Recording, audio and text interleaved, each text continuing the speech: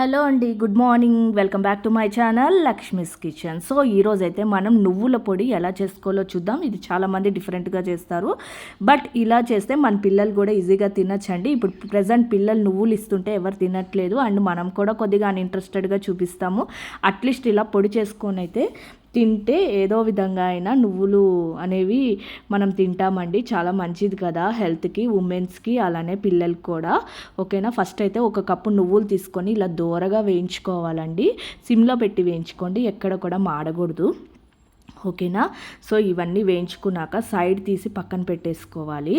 Okay, సన్న సెగ మీద వేయించుకోండి, హైలో పెట్టయితే వేయించుకోవద్దు, నువ్వులు చేదొస్తాయి. నేనైతే వితౌట్ ఆయిల్ వేయించుకుంటున్నాను. మీరు విత్ ఆయిల్ వేయించుకుంటే లైట్గా ఆయిల్ అయితే వేసుకొని వేయించుకోండి, ఎందుకంటే ఆల్రెడీ నువ్వుల్లో నూనెలాగా వస్తుంది కాబట్టి నేనైతే వేసుకోలేదు. ఓకే, మీకు ఇంట్రెస్ట్ ఉంటే మీరు హ్యాపీగా వేసుకోవచ్చు. మరి ఇంకోసారి మళ్ళీ బాండి పెట్టి అందులో ఒక కప్పుకి హాఫ్ కప్పు పచ్చి శనగపప్పు అయితే తీసుకోవాలి. మనం పచ్చి శనగపప్పును కూడా దోరగా వేయించుకోవాలండి. ఇది కూడా సిమ్లో పెట్టయితే వేయించుకోవాలి. ఏవి కూడా హై ఫ్లేమ్లో పెట్టయితే దయచేసి వేయించుకోవద్దు, నల్లగా మాడితే టేస్ట్ మారిపోతుంది. నేనైతే తెల్ల నువ్వులు తీసుకున్నానండి. మీకు ఇంట్రెస్ట్ ఉంటే నల్ల నువ్వులతో కూడా చేసుకోవచ్చు. సో పొడి మాత్రం చాలా చాలా బాగుంటుంది. ఓకే, నువ్వులు తింటే ఎన్ని హెల్త్ బెనిఫిట్స్ ఉన్నాయో ఎవ్వరికి చెప్పక్కర్లేదండి. అన్ని హెల్త్ బెనిఫిట్స్ ఉన్నా కూడా మనం తీసుకోవడం అయితే అంత జరగదనమాట. రోజు తీసుకోవాలన్నా నువ్వుల్ని డైరెక్ట్గా తీసుకోలేము. అట్లీస్ట్ ఇలా పొడి చేసి పెట్టుకుంటే డైలీ ఒక్క టేబుల్ స్పూన్ అయినా అన్నంలో కలుపుకొని తింటాం. ఓకేనా, సో పచ్చిశనగపప్పును కూడా పక్కకు తీసి పెట్టుకోవాలండి వేయించుకున్నాక. మరి అదే కడాయిలో ఒక కప్పుకి హాఫ్ కప్పు, ఒక కప్పు నువ్వులకి హాఫ్ కప్పు పచ్చిశనగపప్పు, హాఫ్ కప్పు మినప్పప్పు అండి. నేనైతే పొట్టు మినప్పప్పు వాడాను. మీ దగ్గర నార్మల్ మినప్పప్పు ఉంటే అది కూడా వాడుకోవచ్చు, ఇదే వాడాలని ఏమీ లేదు. నా దగ్గర ఉంది కాబట్టి నేనైతే వేసుకున్నాను. ఓకే, ఇది కూడా వేగాక తీసేసేసి పక్కన పెట్టుకోవాలి. మరి అదే కడాయిలో కొద్దిగా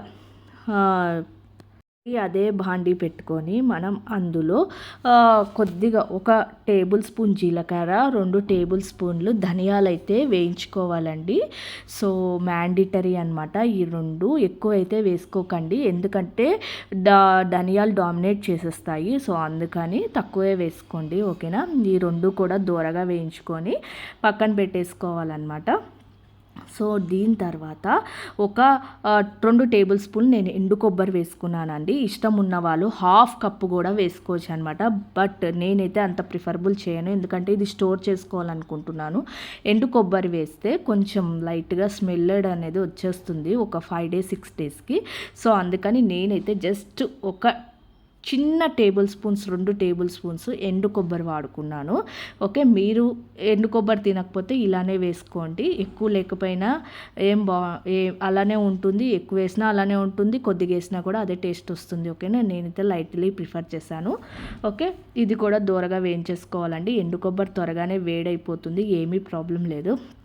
ఎండు కొబ్బరి కూడా వేయించుకున్నాక పక్కకు పెట్టేసుకోవాలండి. పక్కకు పెట్టేసేసి ఒక టేబుల్ స్పూన్ నూనె, మీ ఇష్టం ఏ నూనె అయినా తీసుకోండి.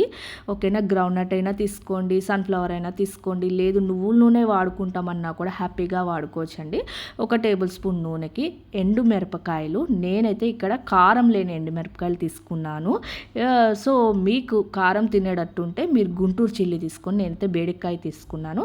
అలానే ఒక గుప్పెడు కరేపాకు అండి. సో ఈ 2 కూడా దూరగా వేయించేసుకోవాలి. అందులోనే కొద్దిగా చింతపండు, ఒక చిన్న రవ్వంత చింతపండు అయితే మనం దీంట్లోనే పెట్టి వేయించేసుకోవాలి.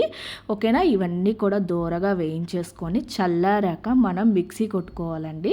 సో మిక్సీ కూడా ఎలా వేసుకోవాలి అంటే, ఫస్ట్ ఏదైతే ఈ ఎండుమిరపకాయలు, కరేపాకు, చింతపండు వేయించామో ఫస్ట్ అది మిక్సీ పట్టేయాలి. తర్వాత మనం వేయించుకున్న ఏవైతే ఉన్నాయో దినుసులన్నీ కూడా ఒకేసారి వేయకుండా కొద్దిగా వేసుకొని 2 సార్లుగా మనం మిక్సీ చేసుకుంటే మీకు పొడి ఎక్కడ కూడా ఉండగట్టినట్టు అవ్వదండి. చాలామంది చేసే పొరపాటు ఏంటి అంటే ఒకేసారి అంతా వేసేసేసి తిప్పేస్తారనమాట.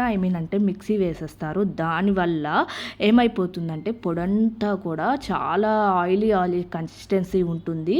సో ఎక్కువ రోజులు కూడా నిలవ ఉండదు అండ్ ఒక రకమైన స్మెల్ కూడా వస్తుంది. దయచేసి ఎవరైతే అలా చేసుకోకండి. ఇలా అయితే చేసుకోండి. చాలా బాగుంటుంది. ఎక్కువ రోజులు కూడా నిలవ ఉంటుంది. ఓకేనా. సో ఇలా వేసేసుకొని మనం ఒక కంటైనర్ బాక్స్లో పెట్టేసుకొని వాడుకుంటే ఎంతో టేస్టీ అయిన నువ్వుల కారపొడి అయితే రెడీ అయిపోతుంది. ఓకేనా. నేను ఇందులో కొద్దిగా ఉప్పు అలానే కొద్దిగా ఒక టేబుల్ స్పూను బెల్లం పొడి అయితే వాడుకున్నానండి. మీరు బెల్లం తినకపోతే హ్యాపీగా స్కిప్ చేసేసుకోండి. బట్ పిల్లలు తింటారు కదా, సో వాళ్ళకి కొద్దిగా టేస్ట్ ఇవ్వాలి. మరీ ఇంత కారంగా ఇలా ఇచ్చినా తినరు. కొంచెం స్వీట్గా పుల్లగా కారంగా ఉంటే వాళ్ళు కూడా ఇంట్రెస్టెడ్గా తింటారు. సో ఇలా అయితే పొడి కొట్టేసుకోండి మీరు కూడా. నేనైతే చూడండి మొత్తం అంతా కూడా పొడి కొట్టలేదు, హాఫ్గా వేసుకొని అయితే పొడి కొట్టుకొని అప్పుడు ఒకేసారి అయితే నేను పొడి కొట్టుకున్నానండి. అప్పుడు నాకు ఎక్కడ ఉండగట్టినట్టు అయితే అవ్వలేదన్నమాట. పొడి పొడిగానే వచ్చింది. అండ్ ఇది ఎక్కువ రోజులు నిలువ కూడా ఉంటుంది. ఓకేనా అండి. వీడియో నచ్చినట్టుంటే లైక్ చేయండి. చూసారా, ఎక్కడ కూడా నాకు పొడి అయితే ముద్దగా రాలేదండి, పొడి పొడిగానే వచ్చింది. ఓకేనా. ఇగో చూసారా ఎంత పొడి పొడిగా వచ్చిందో. ఇలా చేసుకొని ఎయిర్ కంటైనర్ బాక్సెస్లో పెట్టుకుంటే వాసన రాదు అండ్ టేస్ట్ కూడా ఉంటుంది. ఎక్కువ రోజులు కూడా నిలవ ఉంటుంది. ఇలా అయితే ట్రై చేసి చూడండి. అండ్ ఎలా ఉందో పొడి కూడా కామెంట్ చేయండి. ఇలాంటి రెసిపీస్ ఏమైనా కావాలంటే నాకైతే కామెంట్ సెక్షన్లో కామెంట్ చేయండి. నేనైతే చేసి చూపిస్తాను. ఈజీ వేలోనో ఎలా చేసుకోవాలో అయితే చేసి చూపిస్తాను. అండ్ ఇది మన పిల్లలకి మనకు చాలా మంచిది. ప్లీజ్ ఈ పొడి అయితే చేసుకొని రోజువారీ తినండి. ఓకేనా అండి. వీడియో నచ్చితే ఒక లైక్ కామెంట్ షేర్ అయితే చేయండి. థ్యాంక్ యూ అండి.